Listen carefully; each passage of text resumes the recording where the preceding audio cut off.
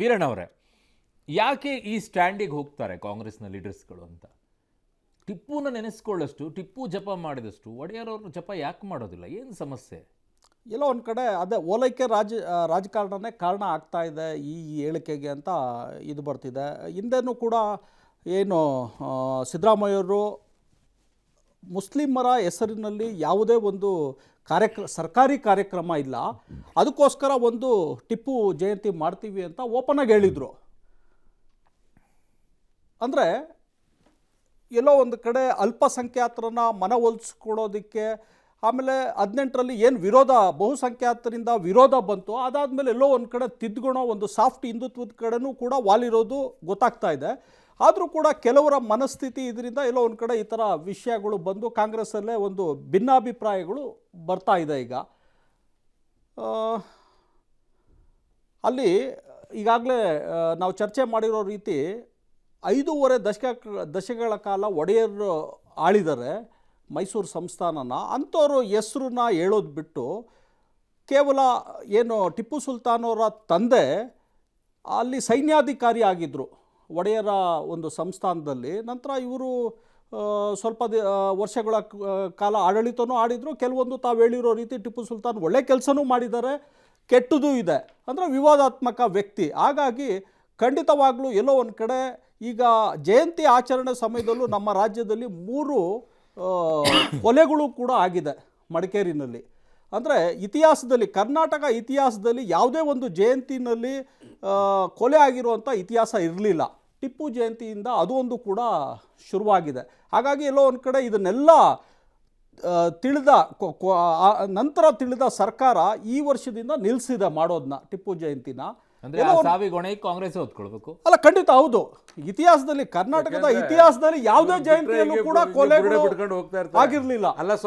ಟಿಪ್ಪು ಜಯಂತಿ ಮತ್ತೆ ಟಿಪ್ಪು ಸುಲ್ತಾನ್ರ ಹೆಸರು ತಂದು ಎಲ್ಲೋ ಒಂದ್ ಕಡೆ ಅಶಾಂತಿ ಕಡೆ, ನಮ್ಮ ಕರ್ನಾಟಕ ರಾಜ್ಯ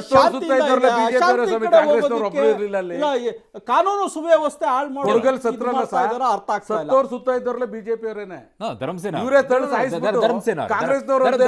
ಧರ್ಮಸೇನ ನಾನು ಅವ್ರು ಹೇಳ್ತಿರುವಂಥ ಒಂದು ಪಾಯಿಂಟ್ ಅನ್ನು ನೀವು ಸೀರಿಯಸ್ ತಗೊಳ್ಬೇಕು. ಆ್ಯಕ್ಚುಲಿ ಅವತ್ತೆಷ್ಟೆಲ್ಲ ಹೋರಾಟ ಮಾಡ್ಕೊಂಡು ಟಿಪ್ಪು ಜಯಂತಿಯನ್ನು ತಂದವರು ಈಗ ಟಿಪ್ಪು ಜಯಂತಿಯನ್ನು ತೆಗೆದು ಹಾಕಿದ್ರಿ. ಆಗಿದ್ದೇನು? ಅಲ್ಲಿ ಸಾವಾಗೋಯ್ತು, ಯಾವುದೋ ಕುಟುಂಬದಲ್ಲಿ ಯಾರೋ ಸತ್ತೋದ್ರು. ಈಗ ನೀವಂತೂ ಟಿಪ್ಪು ಜಯಂತಿನೂ ನಿಲ್ಲಿಸಾಯ್ತು. ಪಡ್ಕೊಂಡಿದ್ದೇನು? ಕಳ್ಕೊಂಡಿದ್ದ ಕುಟುಂಬದವರು. ನೋಡಿ ಸರ್, ಕಾರಣ ಯಾರಾಗಬೇಕು? ಜಯಂತಿಯನ್ನು ಮಾಡಿದಂಥವ್ರು ನೀವೇ ಅಲ್ವಾ? ಕೇಳಿ ಒಂದು ನಿಮಿಷ. ನಾವು ಅಲ್ಲಿನ ಶಾಸಕರುಗಳು, ಮಂತ್ರಿಗಳು ಒತ್ತಾಯದ ಮೇರೆಗೆ ಪಕ್ಷ ಮಾಡಿಕೊಟ್ಟಿದೆ, ಸರ್ಕಾರನೂ ಕೂಡ ಮಾಡಿಕೊಟ್ಟಿದ್ದಾರೆ. ಮತ್ತು ಈಗ ಅದನ್ನು ಅವರೇ ಆ ಮುಸ್ಲಿಮ್ನ ಮಂತ್ರಿಗಳು ಇವರೆಲ್ಲ ಕೂಡ ಚರ್ಚೆ ಮಾಡೇ ಸರ್ಕಾರದಲ್ಲಿ ಬೇಡ ಅನ್ನೋ ತೀರ್ಮಾನಕ್ಕೆ ಬಂದಿರ್ತಾರೆ. ಅದಕ್ಕೆ ನೀವೇ ಅಲ್ವಾ ಅಂತ ನಾನು ಕೇಳೋದು. ನಾವ್ಯಾಕೆ ಸರ್ ಹೊಣೆ? ಜಯಂತಿ ತಂದವರು ಯಾರು? ಜಯಂತಿ ತಂದಿರ್ಲಿಲ್ಲ ಅಂದ್ರೆ ಗಲಾಟೆ ಆಗ್ತಿರ್ಲಿಲ್ಲ, ಸಾವಾಗ್ತಿರ್ಲಿಲ್ಲ. ಸರ್ಕಾರದ ಆಡಳಿತ ಯಾವ ರೀತಿ ಇಲ್ಲ, ಜಯಂತಿನ ನಡೆಸಬೇಕಾಗಿತ್ತು. ಜಯಂತಿ ಯಾಕೆ ವಾಪಸ್? ಸರ್ಕಾರದ ಆಡಳಿತ ಯಾವ ರೀತಿ ನಡೆಯುತ್ತೆ? ಆನ್ ಡಿಮ್ಯಾಂಡ್ ಎಲ್ಲ ಮಾಡಬೇಕಾಗ್ತದೆ. ಹೌದು. ಈಗ ನಿಮಗೆ ಏನಾದರೂ ನಿಮ್ಗೊಂದಷ್ಟು ಓಟ್ ಹಾಕ್ಬಿಟ್ಟಿದ್ರೆ ಹಿಂದೂಗಳು, ನಿಮ್ಮ ಕಥೆ ಏನು ಮಾಡ್ತಿದ್ರಿ ಇವರು? ನಾವು ಬರೀ ಮುಸ್ಲಿಂ ಹೋಟೆಲ್ ಗೆದ್ದಿದ್ದೀವ ಸರ್? ಇವತ್ತು ಸರ್ಕಾರ ರಚನೆ ಆಯ್ತಲ್ಲ, ನಾಳೆ ಒಂದಿಷ್ಟು ಜನ ಶಾಸಕರು ಸದ್ದಾಂ ಹುಸೇನೆ ಬೇಕು, ಹೆಸರಿಡಬೇಕು ಅಂತಂದ್ರೆ ಒತ್ತಾಯ ಮೇರೆಗೆ ಮಾಡಿದೀವಿ ಅಂತ ಹೇಳ್ಬಿಡ್ತೀರಾ? ಚರ್ಚೆ ಅದಕ್ಕೆ ಇವರೆಲ್ಲ ಏನ್ ಮಾಡ್ತಾರೆ ಸರ್? ಹೇಳ್ಬಿಡ್ತೀರಾ? ಬಿಜೆಪಿ ಅವ್ರು ಏನ್ ಮಾಡ್ತಾರೆ ಆಗಿದ್ರೆ? ಅಲ್ಲ ಹೇಳ್ಬಿಡ್ತೀರಾ?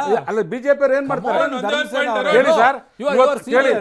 ಕಾಂಗ್ರೆಸ್ ಅಲ್ಲಿ ಒಸಾಮಾ ಬಿನ್ ಲಾಡನ್ ಅಮಾಯಕ ಅಂದಂತ ಕನ್ನಯ್ಯ ಕುಮಾರ್ನ ಪಕ್ಷಕ್ಕೆ ಸೇರಿಸ್ಕೊಂಡು ಕರ್ನಾಟಕಕ್ಕೆ ಪ್ರಚಾರಕ್ಕೆ ಕಳಿಸಿದವ್ರು ಇವರು. ನೀವ್ ಎಂತೆಂತವ್ರು ಸೇರ್ಸ್ಕೊಂಡು ಸರ್ಕಾರ ಜನಾರ್ದನ್ ರೆಡ್ಡಿ ಅಂತ ಸೇರ್ಸ್ಕೊಂಡು ಮಾಡಿ ಕಳಿಸಿದವ್ರು ಇವರು ಅಲ್ರಿ. ಇವರು ಭಯೋತ್ಪಾದಕರ ಪೋಸ್ಟ್ ಮಾಡೋರು ಇವರು. ಬಿಜೆಪಿ ಸರ್ಕಾರ ತಂದವರು ಯಾರು ಅಲ್ಲ, ಮರ್ತೋಗಿದ್ದಾರೆ ಏನೇನ್ ಮಾಡಿದ್ದಾರೆ ಅಂತ ಹೇಳ್ಬಿಟ್ಟು. ಸದ್ದಾಂ ಹುಸೇನ್ ಕರೆಸ್ತಾರೆ, ಇನ್ನೊಬ್ಬರನ್ನ ಕರೆಸ್ತಾರೆ. ಧರ್ಮಸೇನ ಅವರೇ, ಆ ರೀತಿಯಾಗಿ ನುಣುಚ್ಕೊಳ್ಳೋಕ್ಕಾಗಲ್ಲ ಧರ್ಮಸೇನ ಸರ್. ನಾವು ಜಯಂತಿಯನ್ನು ಅವತ್ತು ಒತ್ತಾಯ ಮಾಡಿದ್ರು, ನಾವು ಮಾಡಿಬಿಟ್ವಿ. ಈಗ ನಾವು ಜಯಂತಿ ಬೇಡ ಅಂತಿದ್ರೆ ನಾವು ಬಿಟ್ಬಿಟ್ವಿ. ನೀವು ಮಾಡಿರೋ ಜಯಂತಿಯಿಂದಾಗಿ ಅಲ್ಲಿ ಸಾವ ಆಯ್ತಲ್ಲ, ಅದು ಹೊಣೆ ಹೊತ್ಕೊಳ್ಳೋರು ಯಾರಾದ್ರೂ ಸಾಯಿಸಿರೋದು ಇವರೇ ಸರ್, ಬಿಜೆಪಿ ಅವರೇನೆ. ಏ, ಸತ್ತೋನ್ ಏನ್ ಸುತ್ತ ಯಾವನು ಕಾಂಗ್ರೆಸ್ನವ್ರು ಇದ್ರೆ ಅಲ್ಲಿ, ಇವ್ರು? ಕಾಂಗ್ರೆಸ್ನವ್ರು ಇದ್ರೆ ಎಲ್ಲ ಸಾಕ್ಷಿ ಬಿಜೆಪಿ ಮಾತಾಡ್ತಾರೆ ಇವ್ರು? ಹೌದ್ರಿ, ಯಾರ್ ಸಾಯ್ಸಿದ್ರು? ಯಾವ ಕಾಂಗ್ರೆಸ್ನವ್ರು ಇದ್ದ ಹಿಂಗೆಲ್ಲ ಪಕ್ಕದಲ್ಲಿ ಹೋಗ್ಬೇಡಿ, ಹಿಂಗೆಲ್ಲ ಮಾತಾಡ್ಬೇಡಿ, ಆಮೇಲೆ ಸರ್ಕಾರ ನಿಮ್ಗೆ ಸಾಯಿಸ್ತಾ defamation case ಬರುತ್ತೆ. ಫೈರಿಂಗ್ ಮಾಡ್ದ ಕೋಟಿಗಟ್ಲೆ ನಾವು. ಹಿಂಗೆಲ್ಲ ಮಾತಾಡ್ರೆ ನೀವೊಬ್ರು ಕೇಳ್ರಿ, senior leader. ಸಾಯಿಸ್ತವ್ರು ನೀವೇನೆ. ನೀವೊಬ್ರು senior leader. Open ಆಗಿ ಹೇಳ್ತೀನಿ, ಯಾವಾಗ ನಾನು road senior ಅಲ್ಲಿ ಏನೇ. ಮಾತಾಡ್ಬೇಡಿ, ಓಪನ್ ಆಗಿ ಗೊತ್ತಾಯ್ತಲ್ಲ? ಹೇಳ್ತೀನಿ, ಯಾರೋ ನೀವು road ಅಲ್ಲಿ BJP ಅವರೇ ಮಾತಾಡ್ಬೇಡಿ ಸಾಯಿಸಿದ್ದು. ನೀವು. ಸರ್ಕಾರ ಆಯ್ತಾ ಗುಂಡು ಹೊಡೆದು ಸಾಯಿಸಿದ್ವಾ ಸರ್ ಅವತ್ತು ನಾವು ಹಾ. ಅವನ್ನ ಸತ್ತವನ್ನ? ಇಲ್ಲ ಕಾಂಗ್ರೆಸ್ನವ್ರು ಇದ್ರ, ದಳದವ್ರು ಇದ್ರ, ಇದ್ದವರೆಲ್ಲ ಸುತ್ತಮುತ್ತ ಇದ್ರಲ್ಲಿ ಬಿಜೆಪಿ ಅವರೇನೆ. ಯಾರು? ಅವ್ನು ಎಲ್ಲಿಂದ ಬಿದ್ದು ಸತ್ತ? ಯಾಕೆ ಶುರು ಆಗಿದ್ದು ಯಾರು? ಯಾಕೆ ಶುರು ಆಗಿದ್ದು ಯಾಕೆ ಅದು? ಸರ್ ಪ್ರತಿಭಟನೆ ಮಾಡುವಾಗ ಯಾವ ಪ್ರತಿಭಟನೆ? ಅದನ್ನು ಕೇಳಿ ಸರ್. ಯಾವ ಪ್ರತಿಭಟನೆ? ಯಾವ ಪ್ರತಿಭಟನೆ ಅಂದ್ರೆ ಅವ್ರು ಏನೋ ಸರ್ಕಾರ ಮಾಡೋ ನಿಲುವುಗಳು ಸರಿ ಇಲ್ಲ ಅಂತೇಳಿ ಏನೋ ಪ್ರತಿಭಟನೆ ಏನ್ ವಿಚಾರ? ನಿಮ್ ವಿಷಯನೇ ಏನ್ ಗೊತ್ತಿಲ್ಲ, ವಿಚಾರ?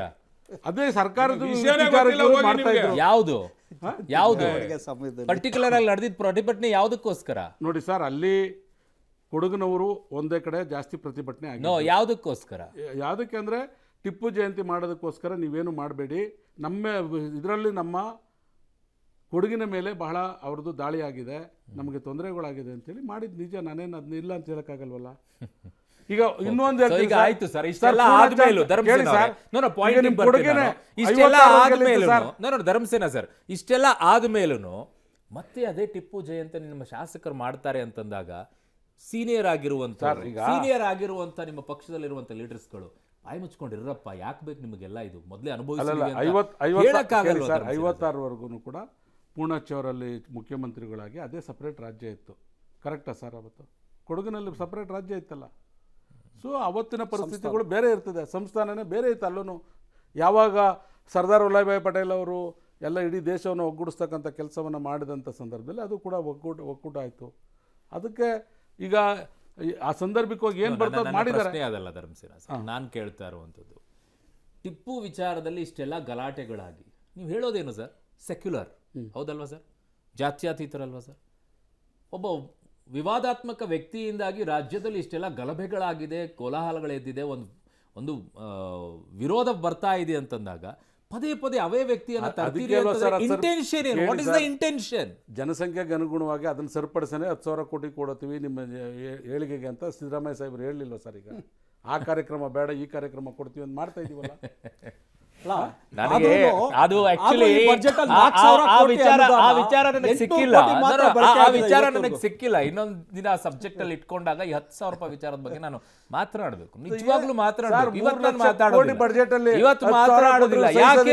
ಯಾಕೆ ಅನ್ನುವಂಥದ್ದನ್ನ ವಿತ್ ಡಾಕ್ಯುಮೆಂಟ್ಸ್ ಅಲ್ಲಿ ಅವತ್ತು ಇನ್ನೊಂದು ದಿನ ಬರ್ತೀನಿ ನಾನು ಆ ಸಬ್ಜೆಕ್ಟಿಗೆ. ಒಂದು ವಿರಾಮ ತಗೊಳ್ತೀನಿ, ಒಂದು ವಿರಾಮ ತಗೊಳ್ತೀನಿ, ಬರ್ತೀನಿ. 5 ಗ್ಯಾರಂಟಿಗಳನ್ನ ಕೊಟ್ಟರು. 5 ಗ್ಯಾರಂಟಿಗಳಲ್ಲಿ ಮುಸ್ಲಿಮರು ಇಲ್ವಾ? ಅದಕ್ಕೆ ಮುಸ್ಲಿಮರಿಗೆ ಅದರಲ್ಲಿ ಯಾವುದೇ ರೀತಿಯಾದಂಥ ಲಾಭ ಇಲ್ವಾ? ಬಹುಪಾಲು ಪಡ್ಕೊಳ್ಳುವಂಥದ್ದು ಮುಸ್ಲಿಮರು ಇಲ್ವಾ? ಮತ್ತೆ 10,000 ಕೋಟಿ. ಹಾಗೆ ಅಲ್ಪಸಂಖ್ಯಾತರು ಅಂತ ಕರಿತೀರಾ, ಅಲ್ಪಸಂಖ್ಯಾತರಲ್ಲಿ ನೀವು ಕ್ರಿಶ್ಚಿಯನ್ಸಿಗೆ ಅನ್ಯಾಯ ಮಾಡಲಿಲ್ವಾ? ಜೈನರಿಗೆ ಅನ್ಯಾಯ ಮಾಡಲಿಲ್ವಾ? ಬೌದ್ಧರಿಗೆ ಅನ್ಯಾಯ ಮಾಡಲಿಲ್ವಾ? ಮುಸ್ಲಿಮರಿಗೆ ಮಾತ್ರ 10,000 ಕೋಟಿ. Very interesting. ಇಟ್ ಶೋಸ್ ನಿಮ್ಮ ಯಾವುದರಲ್ಲಿ ಆಸಕ್ತಿ ಇದೆ ಅಂತೇಳಿ.